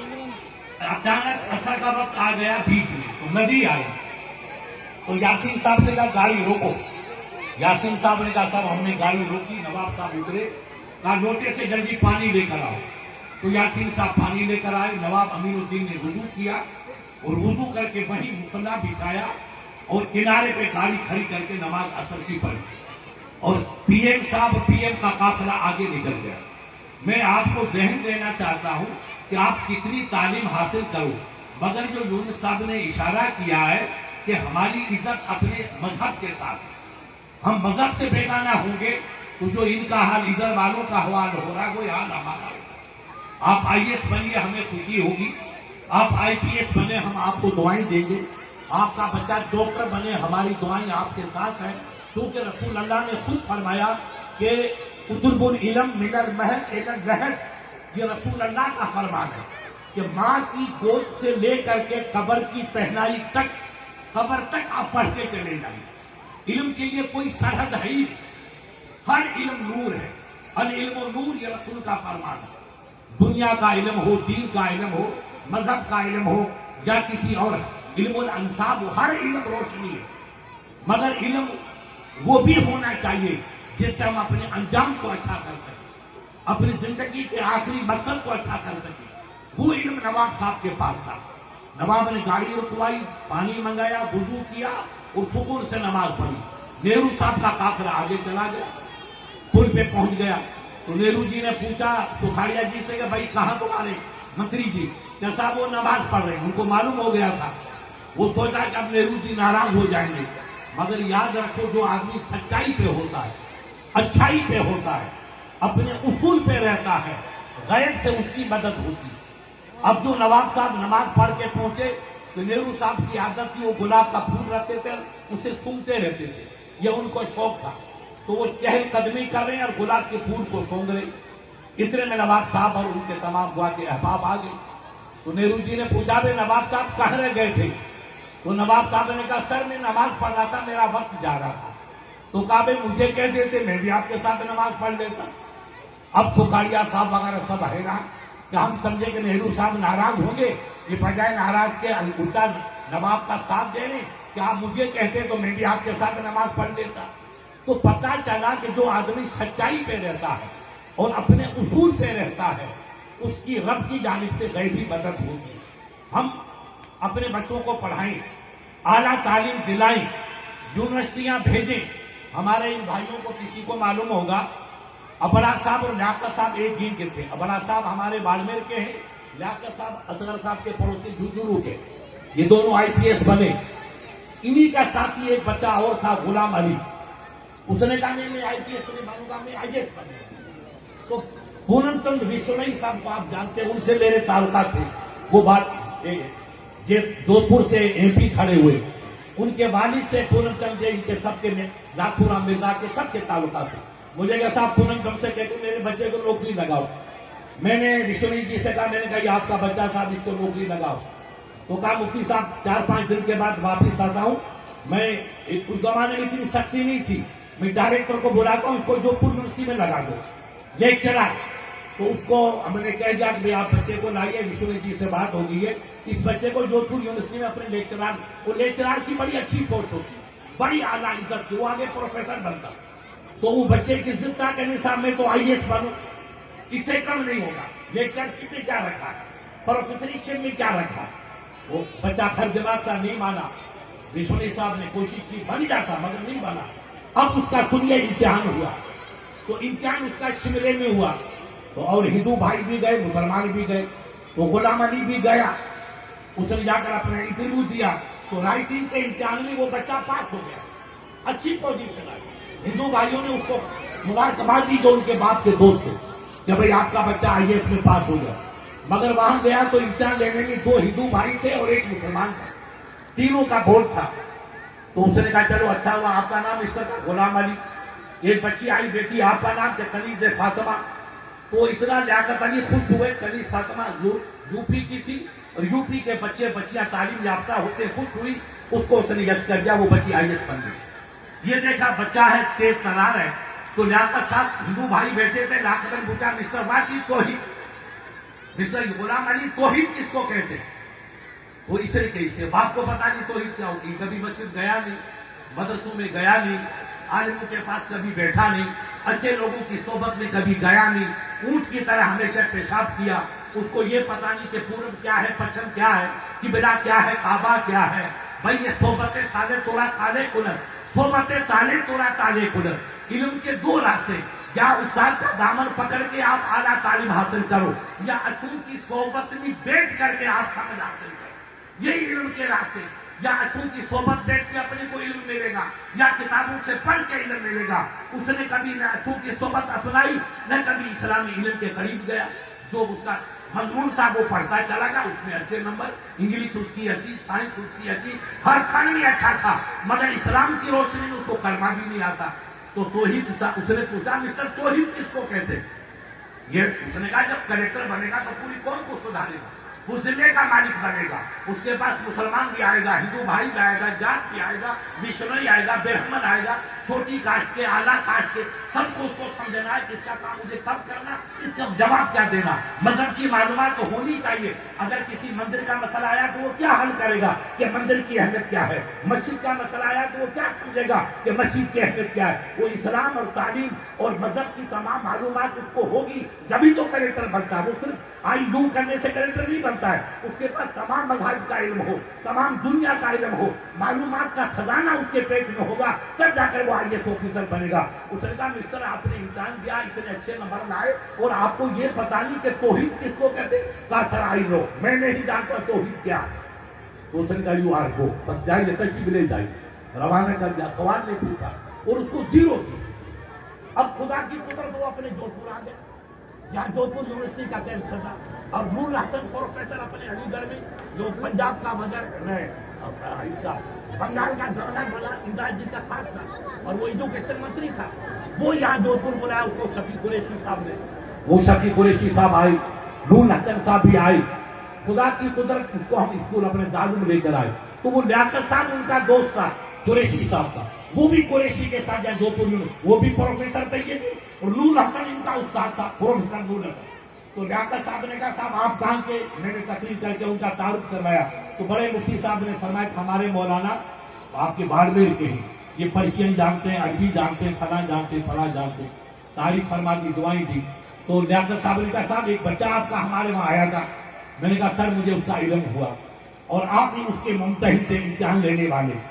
कहा सर मैंने उससे पूछा कि तौहीद क्या, तेरा नाम कितना अच्छा गुलाम अली, मेरा जी चाहे इस बच्चे को सीने से लगा दो, इतना अच्छा नाम, और वो तौहीद भी नहीं जानता है तो बाप की खिदमत क्या करेगा। अब इस्लाम तो कहता है इन्नल जन्नत तहत अक़दामे उम्महात, अरे बंदा तेरी जन्नत काबे भी नहीं है, तेरी जन्नत तो माँ के कदमों के नीचे है, तेरी जन्नत तो बाप के तलवों के नीचे है। तो जो बच्चा अपनी माँ की अजमत को नहीं समझेगा, अपने बाप की अहमियत को नहीं समझेगा, वो इस्लाम को क्या समझेगा, उसको क्या पता कि इस्लाम क्या है। तो उसको मैंने पूछा बच्चा बेटा तौहीद क्या है, तो कहा सर मैं तौहीद तो नहीं जानता। तो मैंने कहा बेटा जब तू तौहीद नहीं जानता है, खुदा को नहीं जानता है, तो माँ की कदर क्या करेगा, बाप की कदर क्या करेगा, बड़ों की इज्जत क्या करेगा, हिंदू भाई की इज्जत। इस्लाम ने कहा है कि तुम्हारा मेहमान वो चाहे किसी कौम का हो, मेहमान को इज्जत देना इस्लाम का पहला पैगाम है। जब नजरान का वफद यहूदी थे, वो इस्लाम के दुश्मन थे, रसूल अल्लाह से मुलाकात करने आए, तो रसूल अल्लाह ने अपनी चादर बिछा के उनको बिठाया, इजलिसु अला हा होना, ये मेरे मेहमानों, या मैं ये नहीं कहूंगा कि तुम यहूदी हो, ईसाई हो या गैर मुस्लिम हो, तुम मेरे भाई हो, तुम मेहमान हो, और मेहमान की इज्जत करना इस्लाम का पहला पैगाम है। तो जब तू इस्लाम नहीं जानता, खुदा को नहीं जानता, तो माँ की, बाप की, भाइयों की, बड़ों की इज्जत क्या करेगा। जाओ मिस्टर गेट आउट, जीरो मिला। इसलिए मैं बाबू भाई और हमारा अनाउंसर भाई जो अभी गुफ्तगू कर रहा था, इनको मेरी दरखास्त है कि आप इंग्लिश पढ़ाइए। मेरा बच्चा भी वकील है, मैं मौलवी हूँ, मुफ्ती हूँ, मगर मेरा बच्चा वकील बना दिया। लोगों ने कहा मुफ्ती साहब, मैंने कहा नहीं हमें दुनिया में जीना है तो दुनिया का काम, दीन भी सीखेगा और दुनिया भी काम करेगा। हमारे कई अजीज डॉक्टर बन गए, मेरे शागिर्द कई डॉक्टर हैं, दीन भी पढ़ा और डॉक्टर भी हैं। तो हमें डॉक्टर की जरूरत है, क्योंकि डॉक्टर खिदमत करता है, डॉक्टर खिदमत, और खिदमत के बारे में रसूल का फरमान है, और जिसका तर्जुमा अरबी में फारसी में है, हर तो खिदमत कुंद मखदूम शुद्ध, हर तो खुद पीलत बहरूम शुद्ध। जो इंसानियत की सेवा करता है अल्लाह उसको इज्जत देता है, इससे बड़ी कोई इज्जत नहीं। तो डॉक्टर 24 घंटे इज्जत खिदमत ही करता है, ये सबसे बेहतरीन सेवा है और ये पेशा है। यूनुस साहब ने कहा कि हमें फख्र है कि शहरियाबाद के इतने बच्चे डॉक्टर हैं, तो अल्लाह से दुआ है कि अल्लाह और आप अंदर डॉक्टर पैदा करे। मगर पठानों सुनो, मैं भी पठान, तुम भी पठान, और ये कायम खानी भाई हमारे राजपूत भाई, पठान राजपूत की दोस्ती बचपने की है, शुरू की दोस्ती है। इसलिए याद रखना कि हम पठान बने, कायम खाने बने, कुछ बने, तरक्की कब होगी कि हमारे लिए इस्लाम का जज्बा सलामत रहे, ईमान का जज्बा हमारा सलामत रहे। अब यूनुस साहब हर दूसरे आखिरी अशरे में हरम शरीफ चले जाते। एक हमारे मिलने वाले थे इंदिरा जी के खास आदमी, वो यूसुफ थे अपने अजमेर के, आगे पता नहीं क्या लगा, वो हर जुमा जाकर रमजान में एक हरम में पढ़ते, एक मदीना में पढ़ते। मुझे कहा मुफ्ती साहब ये यूसुफ साहब एक जुमा मक्के में पढ़ते, एक मदीने में पढ़ते। अल्लाह ने माल दिया था, यूनुस साहब को अल्लाह ने तौफीक दी क्या हर रमजान शरीफ में पहले कुरान सुनते हैं, अल्लाह के नबी की सुन्नत पे अमल करके आखिरी अशरे में मक्का शरीफ जाते हैं, मदीने में ईद करते हैं। ये कितनी खुशकिस्मत है भाई, किसको लिखा है कि मदीने में ईद मनाए। ये जिनकी किस्मत बुलंद होती है अल्लाह उन्हीं को तौफीक देता है। औरंगजेब आलमगीर का आखिरी वक्त आया, जो हिंदुस्तान का बादशाह था और जिसने 52 साल हुकूमत की, हमारी हिस्ट्री है। जब आखिरी वक्त आया तो उसकी आंखों में आंसू आए, तो उसकी बच्ची जैब ने पूछा कि अब्बा जी आप क्यों रोते हो, आपने तो इतना इंसाफ किया, 52 साल हुकूमत की, कि आपने कभी बेवुजू आसमान को नहीं देखा, तो आपके लिए तो जन्नत है।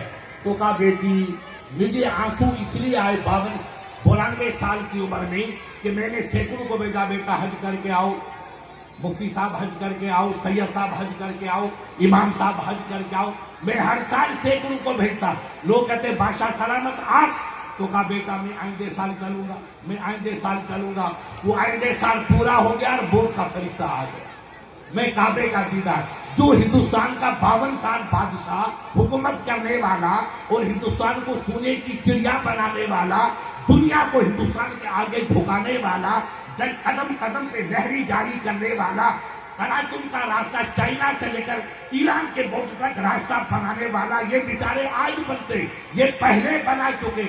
ऐसा इंसान मगर बैतुल्लाह को देख नहीं सका, मदीने को देख नहीं सका, तो पता चला उसके पास क्या कमी थी। मैं और यूनुस साहब तो उसके सामने बच्चे हैं, हम गरीब हैं, हमारे पास क्या है। मगर ये अल्लाह जिसकी किस्मत को सिकंदर बनाता है, वही मदीने में हज करता है, वही मक्के का दीदार करता है। अब औरंगजेब जैसा बादशाह रोया, कहा बेटा मुझे अफसोस इसलिए है कि मैं काबतुल्लाह नहीं देख सका, मदीने का दीदार नहीं देख सका, इसलिए मेरी आंखों में आंसू आ गए। मैंने सैकड़ों को हज करवाया मगर खुद हज नहीं कर सका। उसका इल्म देखिए आप कि उसकी बच्ची जब लाइक हुई, ये मसला भी सुनिए, तो ईरान का शहजादा आया निस्बत के लिए कि मैं भी बादशाह का बेटा, आप भी बादशाह, और मुझे आपकी बच्ची से निकाह करने की ख्वाहिश है, जिसको अपन कहते हैं सगाई। सगाई के ताल्लुक से ईरान का शहजाद यहाँ आया हिंदुस्तान में। औरंगजेब ने कहा इनको मेहमान खाने में ठहराए, मेहमान खाने में उनको ठहराया, खाना पानी उनको दिया। फिर उन लोगों ने कहा साहब हमको मुलाकात करो बादशाह सलामत से। तो औरंगजेब कोई सरकारी काम लिख रहा था, उसने कहा बेटा पूरे काफिले की जरूरत नहीं है, सैकड़ों हाथी, कई घोड़े, 3 आदमी आ जाओ, मेरे पास वक्त नहीं। तो शहजादे ने कहा मैं ईरान से आया हजारों मील चल के, और ये कैसा बादशाह है, 3 आदमी मंगाता है। अब 3 अफराद उसके कमरे में गए, तो बादशाह ने पूछा बच्चे का नाम दे, ए बेटा शहजादा तू कैसे आया? तो वो सरकारी तो काम था नहीं, उसने कहा बकारे जाती आमदान, बादशाह सलामत में घरेलू काम से आया जो मेरे घर का काम है। सुनो ये तकवा है और ये इस्लाम की तालीम है। आप इल्म हासिल करेंगे जब ये परहेजगारी पैदा होगी, जब ये खौफ पैदा होगा, जब इंसानियत की सेवा का जज्बा पैदा होगा, जब इंसान से प्यार का जज्बा पैदा होगा, जब इंसानियत से मोहब्बत का सैलाब पैदा होगा। जब तक ये इल्म हमारे पास नहीं होगा हम इंसान की कदर को पहचान ही नहीं सकते हैं। बादशाह ने कहा आमदी बकार एक जाती आमदा, मैं खानगी काम से आया। तो लालटेन उस जमाने में थी, आपने देखी होगी बुलू, लालटेन को बुझा दिया और यूनुस साहब मिट्टी का चिराग जला दिया, मिट्टी का इतना सा। अब वो शहजादा हैरान, तो इतना बड़ा बादशाह इंडिया का, इसने लालटेन बुझा दी, मिट्टी का चिराग जलाया। तो बादशाह ने कहा हालात बिल्कुल चिबे कोई, बेटा अब बता तेरा मुद्दा क्या है? तो कहा सरकार हमें फरामोश कर दो, मेरे दिल में जितने ख्याल थे सबको भुला दिया। ये मुझे आप बताओ कि आपने लालटेन क्यों बुझाई और मिट्टी का दिया क्यों जलाया? तो बादशाह ने कहा बेटा ये मिट्टी का, ये लालटेन मेरे बाप शाहजहां की नहीं है, ये मेरी कौम की अमानत है। इसमें हिंदू भाइयों का तेल है, मुसलमान का तेल है, सिखों का तेल है, उनका जो पैसा बैतुल माल में आता है उससे सरकारी काम चलता है, उसमें पूरी कौम की अमानत है। तूने कहा कि मुझे जाती गुफ्तगू करनी है तो मैं कौम का पैसा कैसे खर्च करता, कौम का तेल कैसे खर्च करता? तो बेटा मैंने लालटेन को बुझा दिया और ये मिट्टी का दिया मेरा जाती घर का है, ये मैंने जला दिया। कल मैं मर के खुदा के दरबार में जाऊंगा, अल्लाह मुझे पूछेगा ये मेरा गुलाम तूने हिंदुस्तान को क्या दिया? तो कह दूंगा मौला खुद के तेल से पढ़ा हूं और खुद के तेल से जिंदगी को मैंने गुजारा है। अपनी कौम की अमानत में एक पैसे की मैंने खयानत नहीं की है। ये उनका तकवा था, ये परहेजगारी थी जिसको दुनिया आज कुछ न कुछ कह रही है। याद रखो ये सब सलीका तब आता है जब इल्म होगा, इल्म की रोशनी होगी, चाहे दुनिया का इल्म हो, दीन का इल्म हो। अल इल्म नूर युखरिजु मिनहु नूर, इल्म सरासर नूर है, इल्म से जो निकलता वो नूर ही निकलता है। औरंगजेब आलिम था, आला किस्म का मुफ्ती लेवल का इंसान था, तो उसने कौम का तेल नहीं जलाया, खुद का तेल जला दिया, मगर कौम की लालटेन को बुझा दिया। ये खुदा का खौफ कब पैदा होगा कि हमारे पास इल्म का नूर होगा, इल्म की रोशनी होगी, हमारे बच्चों को सलीका आएगा कि मेरे बाप का रुतबा क्या है, मेरी वालिदा का रुतबा क्या है, मेरे भाइयों का हक क्या है। अल्लाह के नबी ने फरमाया कि तुम रात भर तहज्जुद की नमाज पढ़ो, पूरी रात, और तुम्हारे पड़ोस में चाहे सैयद का बच्चा, चाहे ब्राह्मण का बच्चा, चाहे जाट का बच्चा अगर भूखा है तो तुम्हारी रात भर की नमाज खुदा तुम्हारे मुंह पे मारेगा।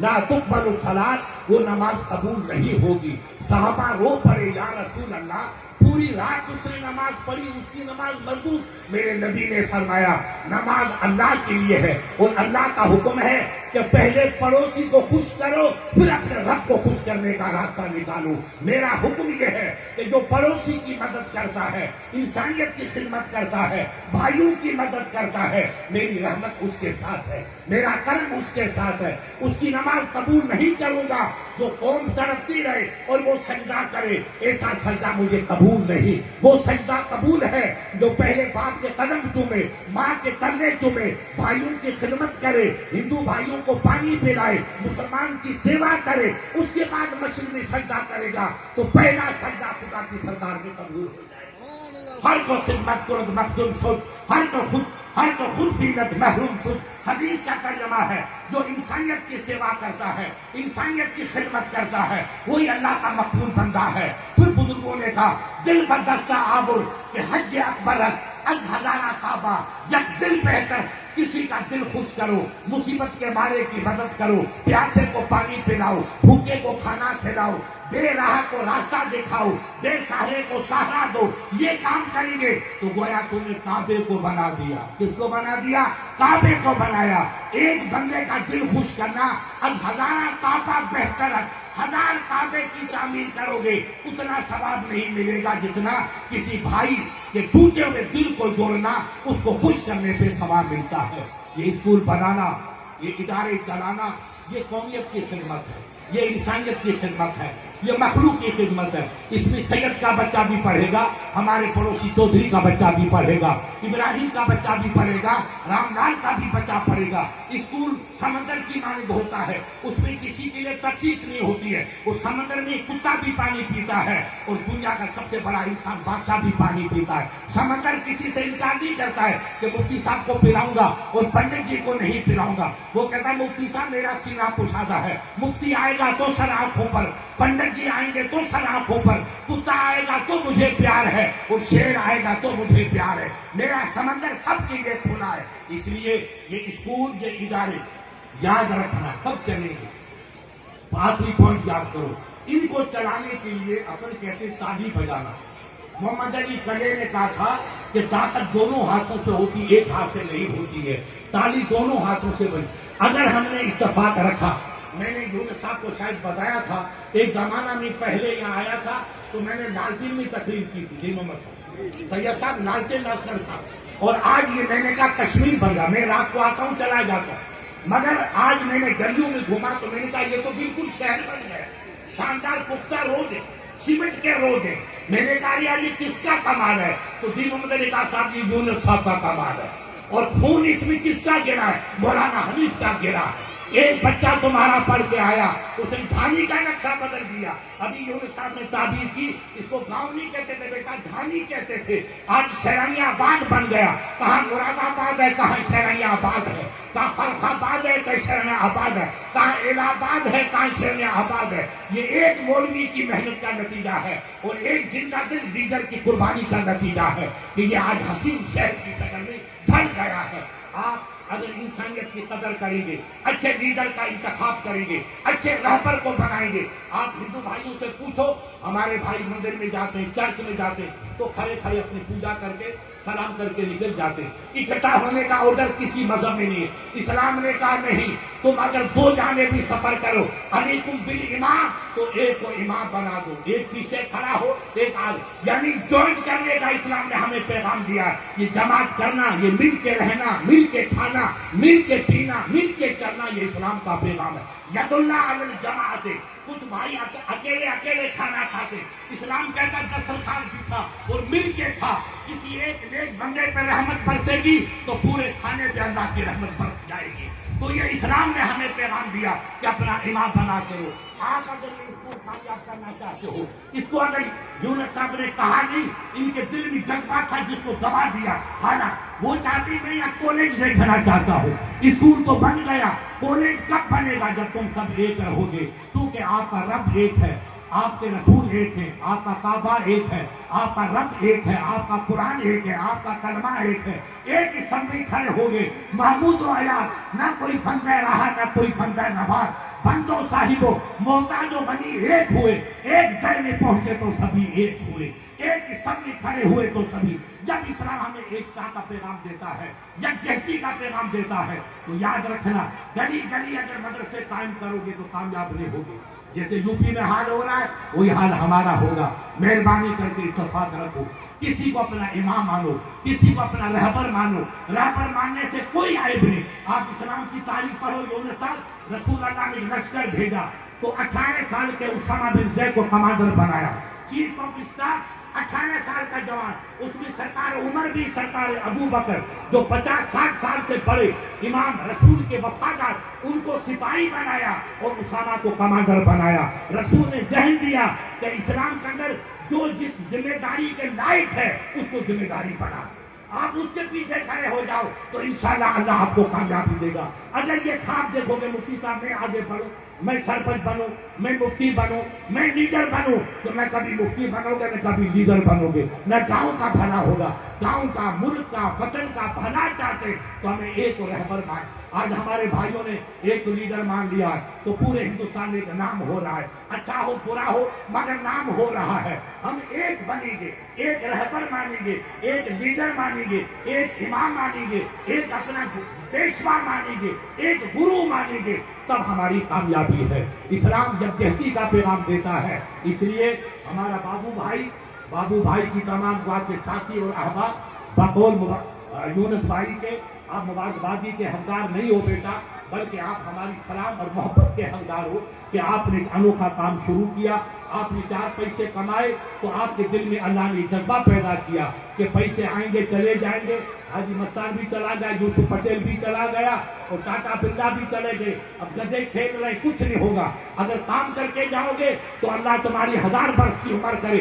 कब्र में सोगे तब भी शहनाबाद के इंसान आकर आपकी कब्र को सलाम करेंगे। मुफ्ती साहब ये स्कूल उनका है, ये मदरसा उनका है, ये कॉलेज उनका है, ये मस्जिद हाजी साहब ने बनाई। अल्लाह आपकी उम्र में बरकत करे बाबू भाई। आप चले भी जाएंगे तो जमाना तुम्हारी मिट्टी को भी सलाम करेगा। इसलिए मेरी आप लोगों से दरखास्त है कि इल्म नूर है, नूर हासिल करो। और इस्लाम ये नहीं कहता है कि आप मस्जिद के मुल्ला बनो। मैं मुफ्ती हूँ, मुझे लोग कुछ भी कह दे, मैं कहता हूँ हर इल्म अच्छा। एक नबी के साहबी थे हमारे आलिम जाते यूनुस साहब, सरकार के पास खत आए यूरोप से, तो आपने कहा आए जाए तो इब्रानी सीख। जैसे इस जमाने में इंग्लिश की अहमियत है, रसूल के जमाने में इब्रानी की अहमियत थी। इब्रानी और सुरयानी आलमी जबान थी। तो सरकार ने अपने साहबी को ज़ैद बिन साबित, उनको महीने 2 महीने तक बिठा के इब्रानी सिखाई ताकि उनके खतूत का जवाब, उनके वाके खतूत का जवाब, लेटर का जवाब उनकी जबान में दिया जाए। आदमी उस जबान में उसको समझाएगा तो जितना उसके दिल पे असर पड़ेगा दूसरी जबान का असर नहीं पड़ेगा। इसलिए हमारा आलिम अगर अरबी भी जाने, फारसी भी जाने, उर्दू भी जाने, सिंधी भी जाने, इंग्लिश भी जाने, हिंदी भी जाने, तो जितना वो काम दीन का अच्छा करेगा उतना दूसरा दीन का काम अच्छा नहीं कर पाएगा। इसलिए ये तालीम हासिल करना और डॉक्टर बनना, इंजीनियर बनना, IAS बनना, IPS बनना, अभी माशाल्लाह लिस्ट दी मंत्री जी ने, मुझे खुशी हुई।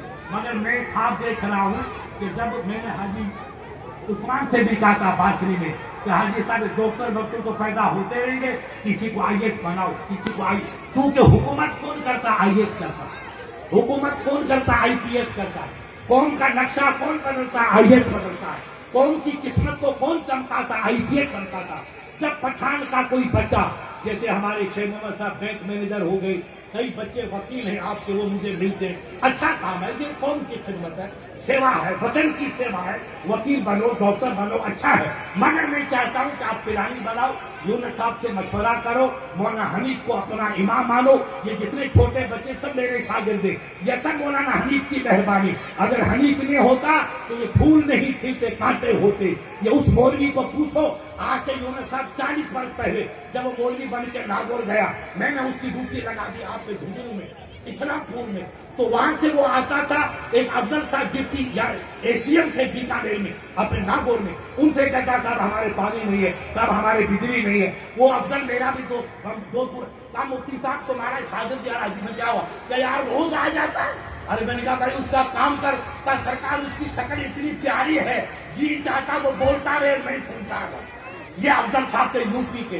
तो ये मौलवी हनीफ की कुर्बानियों का नतीजा है कि आज हमारा ये धानी, हमारी धानी अल्हम्दुलिल्लाह हमारे हिंदू भाई भी मुस्कुरा रहे।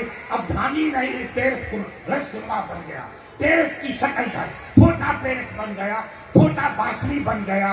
मैं सन 80 में असगर साहब वहां गया, बेरी गया तो बेरी में कई धोतियां थी, जिसको पहने हमारे जाट भाई पहन गए धोती। अरे मैंने कहा तुम टाइम खाने हो, तुम्हारा धोती से क्या ताल्लुक दिया? इस्लामी लिबास तो पहनो ताकि नमाज सही हो। तो ऐसा नक्शा बता, कैप्टन असगर साहब खड़े हो गए, अमीर साहब खड़े हो गए, कासिम सरपंच खड़े हो गए, आरआई साहब खड़े हो गए, और 4-5 महीनों में रब के कर्म से सब नक्शा बदल गया। अब दोबारा नहीं गया तो मौजूद ने कहा मुफ्ती साहब क्या नजर आता? मैंने कहा ये तो छोटा बासरी नजर आता। मछली भी शानदार, लिबास भी शानदार, सलवार कमीज जालीदार, वो धोतियां पता नहीं कहां चली गई। निकाहे वली ने वो तासीर देखी, बदलती हजारों की तकदीर देखी। अगर अल्लाह वाला कभी कोशिश करता है तो कौम का नक्शा बदल जाता है। आज बेरी चमन बन गया, ये भी यूनुस सकाफ सबका है, और शहनाबाद ये रक्षे चमन बन गया, ये भी इनकी मेहनत का और मौलाना हनीफ साहब की कुर्बानी का नतीजा। आप ऐसे लीडरों की, ऐसे रहबरों की कदर करो।